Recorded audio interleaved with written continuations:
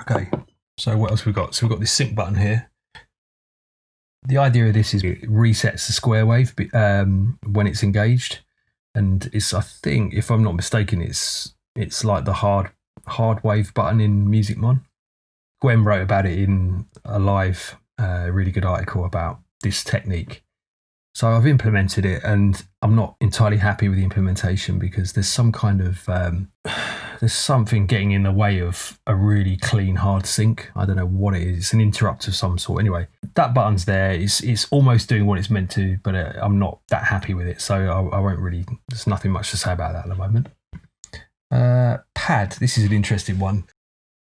I read a post on Atari forum from Ben from OVR, from Overlanders, and basically said that there was a known behaviour of the YM where if you're doing a buzzer, if you set the period of the square wave to 0 or 1, I think they ascertain, it has the effect of halving or thereabouts the volume of the buzzer. Often when you're doing buzzers or sync buzzers, the problem is it's really fucking loud versus everything else. So this pad on a real ST has the effect of turning down the buzzer. Doesn't work in an emulator.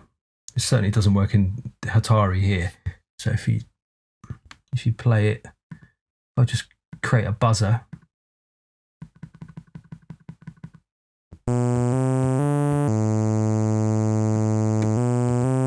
Actually, no. Yeah, to be clear, for this to work, you wouldn't mute the square like I've done here. So normally you'd mute the square, but actually in this instance, you want the square on because it's the square itself that knocks out the amplitude of the really high frequency that makes the buzzer quieter. But like I say, it doesn't quite work on an emulator.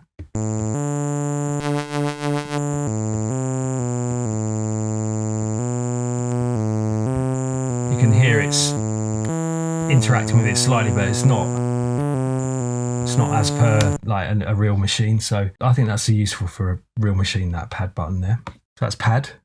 Okay, this is quite nice. So how can I demonstrate this? This is a sort of fake sidechain compression. And the idea here is that, let's say you've got a kick drum, you can make, every time that kick drum hits, you can make it duck the volume of another instrument, albeit just ever so slightly. You can make it as extreme or as light as you like. And the idea is you key one instrument onto another, and you can make, well, the best thing I can do is show you, right? So if I just have let's just make a really basic kick drum.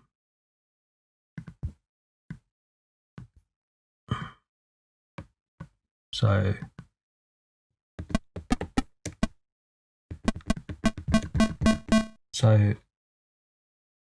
very, very quick kick drum. Fixed frequency on the square. Bit more, slow it down. And then a bit of freak mod.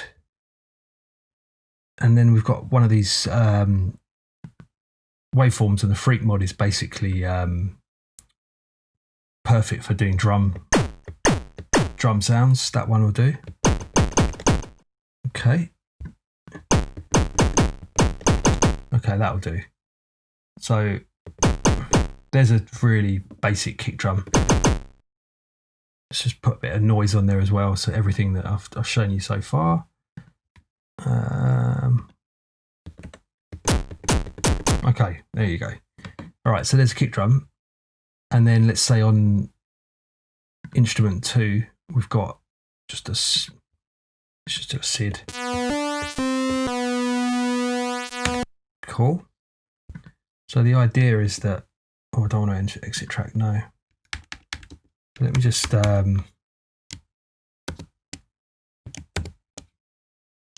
okay, I'll talk you through the block stuff later, but just for the sake of it now. Okay, what I'm going to do is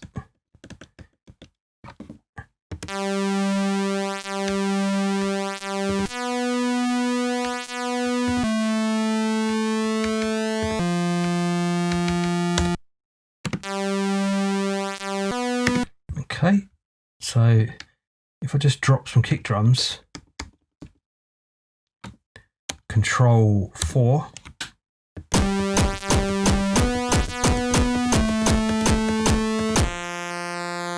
Control 2.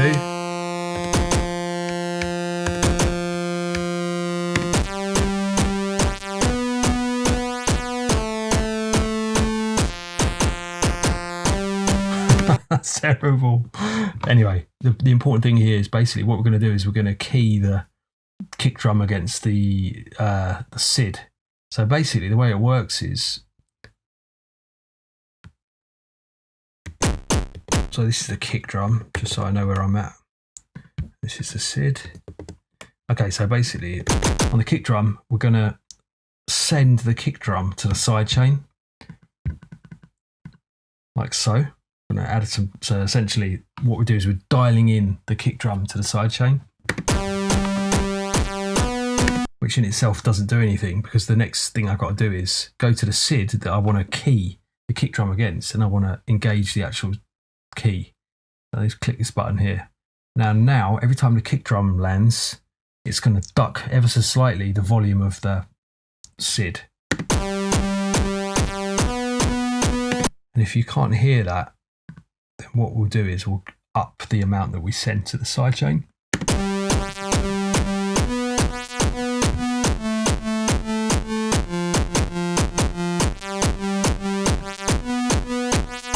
And just to prove that that's actually working, if I just mute this, it will still actually send the key to the sidechain, so you should still hear the ducking.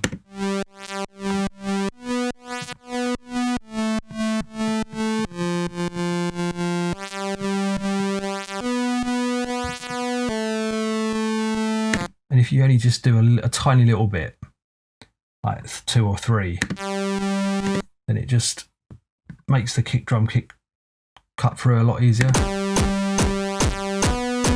without everything sort of trying to contest for space. So that's quite handy. So that's the side chain.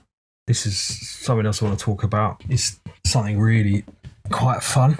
That's basically link to. So the whole idea of link to is that you can combine 2 instruments together, so that when one's finished, when it's played to the end of its waveform sequence, it jumps to the next instrument that you've defined in link to. So there's a few use cases for this. If you've got one channel and you want to do kick drum and bass on that same channel, and what you can do is you can link the kick to the bass, so that as soon as the kick's finished, it starts playing the bass line. So we just drop an octave here, and we link this instrument kick drum to instrument number 2, which is the SID, but we'll play it as a bass. Basically what I'm saying here is every time I press the kick drum, it's going to go through this waveform sequence here. When it ends here, it's going to jump and play instrument 2, which is the bass line. And what's cool is because we use this fixed frequency here, and whatever key I play on the keyboard, it will just play that kick drum at the same pitch. But when it jumps onto the second instrument, the bass line, it will play the pitched note. So I can play essentially pitched bass lines using my linked kick drum. Let me show you what that is. So if I play it now.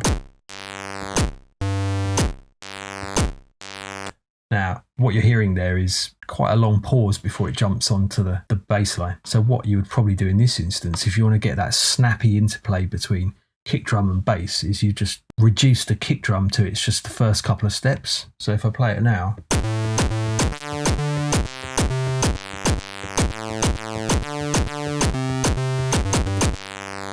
In fact, what we do, let's turn the sidechain off as well, because we don't actually need the sidechain in this instance, because they're both occupying the same channel.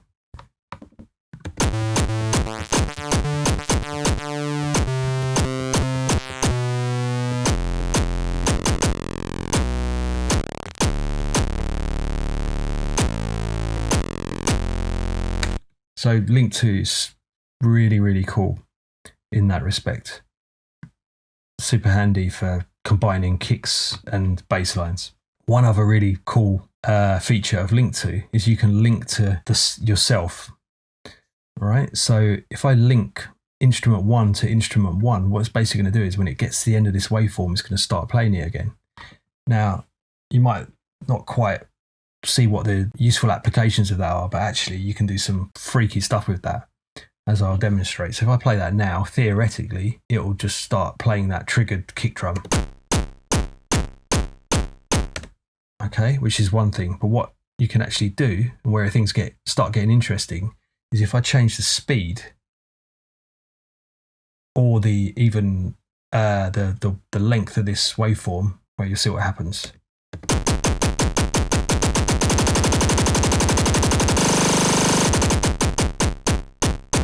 Now, changing the length of the waveform isn't a whole lot of use because you can't really do that in a live environment. What you can do is change the speed.